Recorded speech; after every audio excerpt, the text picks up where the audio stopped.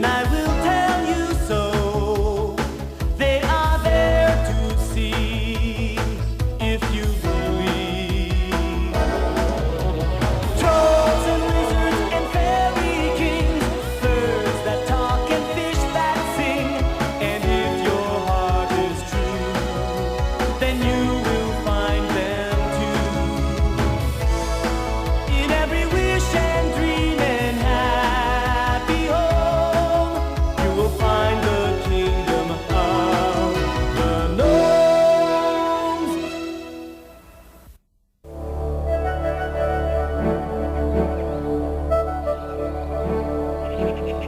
There are all kinds of places in the world we know. All kinds of places that different creatures call home. There's the world of nature, where wild animals live. No cars or buildings, and only the trees are skyscrapers.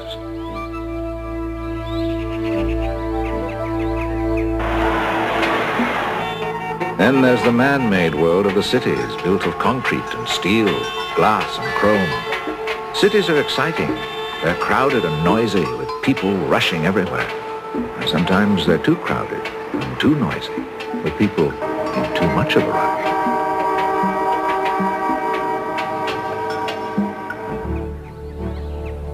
Let's journey to a land where the air is always clean and the only noise is the beautiful sound of animals talking to each other.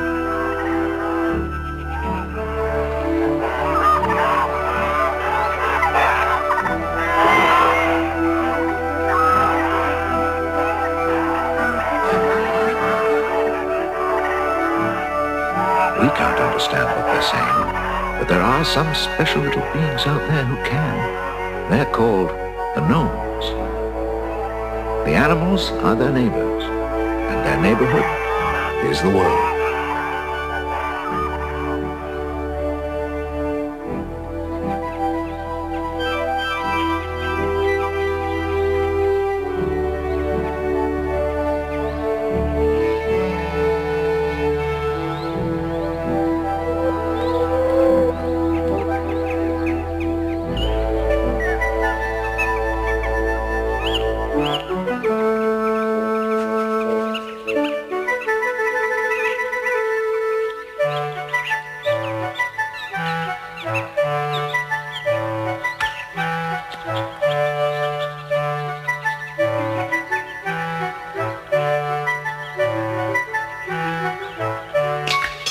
The most wonderful thing of all is that this world is there, just waiting for you.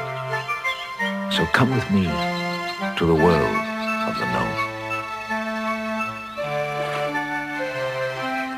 Gnomes have a language all their own, but with a little magic from one very special gnome named David, we'll be able to understand them.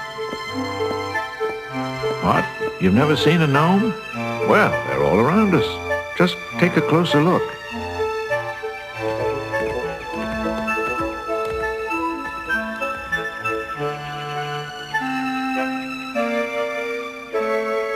Let me show you the secret world, the stuff that dreams are made of.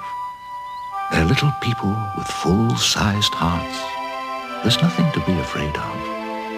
You may not see them, but they're right here, up each day at the crack of dawn, hurrying busily all around you, before you get here and after you've gone. Oh, David, you have company calling.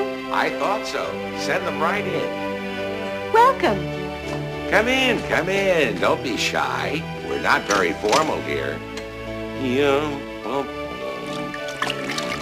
Oh, good evening. I'm David, son of the famous Tim of Uppsala. Welcome to our humble home. I'm glad you were able to make it. You must be really sympathetic to gnomes. Otherwise, you wouldn't be here.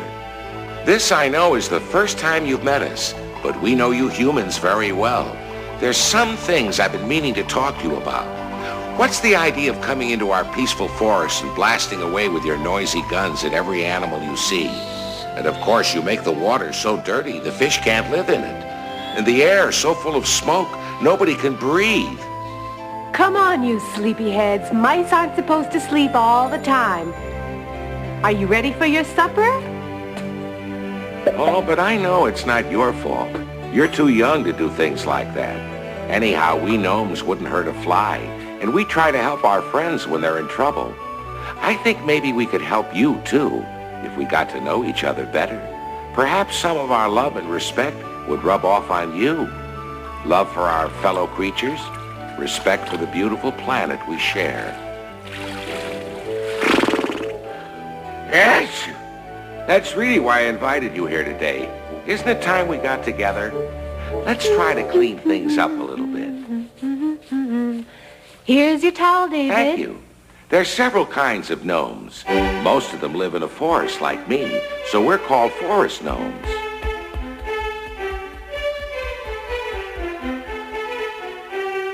Then there are dune gnomes that live in the sand.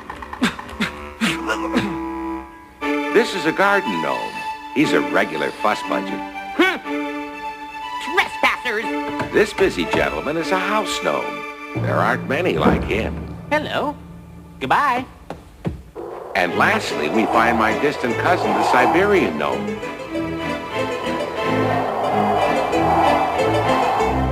Something of a loner, I'm afraid. You can see what I mean. I wouldn't call him bad-tempered, but he is a little lacking in the social graces. But I'm sure you'd like to know some more about us. We'll start with our weight. I weigh 300 grams. That's about 11 ounces. I usually weigh 250 grams, but lately, say 9 ounces more or less. 15 centimeters high. That's 6 inches, or about as tall as an ice cream cone. Now I want to tell you what our daily life is like. And of course, you have to meet my wonderful family. Oh, just a minute. This charming and efficient housewife, who's 399 years old and is still to me the most beautiful and enchanting woman in the world, is my wife, Lisa. I don't want to brag, but we do make a handsome couple, don't you think? Our children, Lily and Harold, now they're great-grandparents, and we're great-great-grandparents. Gnomes have children only once, and we always have twins.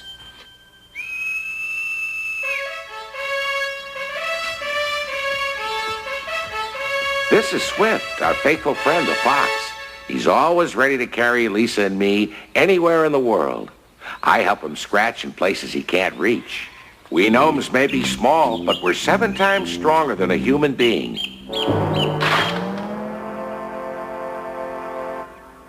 That was a swell bat, honey. Thank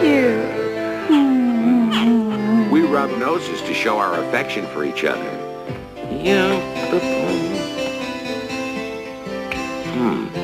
I forgot to clean out the mouse basket.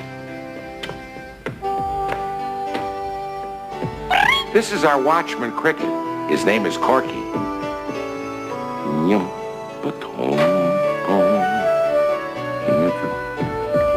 We have skylark eggs for supper, my favorite. But don't think we steal them. What happens is they